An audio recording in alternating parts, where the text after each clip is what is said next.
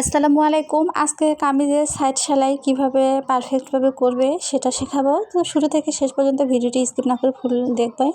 আর এখানে আমি সাইডে কিন্তু আমি 1 ইঞ্চি পরিমাণ কাপড় রেখেছি, আর আমি কিন্তু 1/2 ইঞ্চি ফোল্ড করে রাখলাম।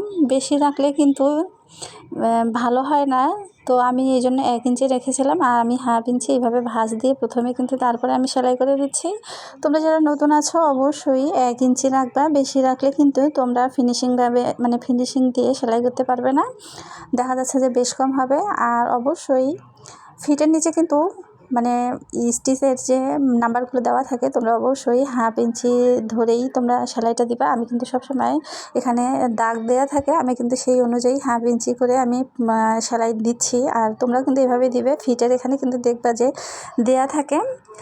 তো আমি কিন্তু এখানে 1 ইঞ্চি পরিমাণ কাপড় রেখেছি, আর এভাবে নিচের পাটটাকে হালকা টান রেখে আমি কিন্তু উপরের কাপড়টা আলতাভাবে বসিয়ে দিচ্ছি মুড়িয়ে মুড়িয়ে। তোমরা কিন্তু এভাবে করবে, তাহলে কিন্তু দেখবে যে ভালো হবে, আর সেলাইয়ের ফিনিশিংও অনেক সুন্দর হবে। তো আমি এখন মুখে মুখে একটা চাপ সেলাই দিয়ে নিব সাইডে। তো এই পর্যন্ত হিপ বরাবর আমি তুলে নিব, নেওয়ার পরে কিন্তু আমি এভাবে করে একদম মুখে মুখে সেলাই করে নেব। তো আপুরা, তোমাদের কাছে যদি ভিডিওটি ভালো লাগে তাহলে অবশ্যই একটা লাইক করে দিবে।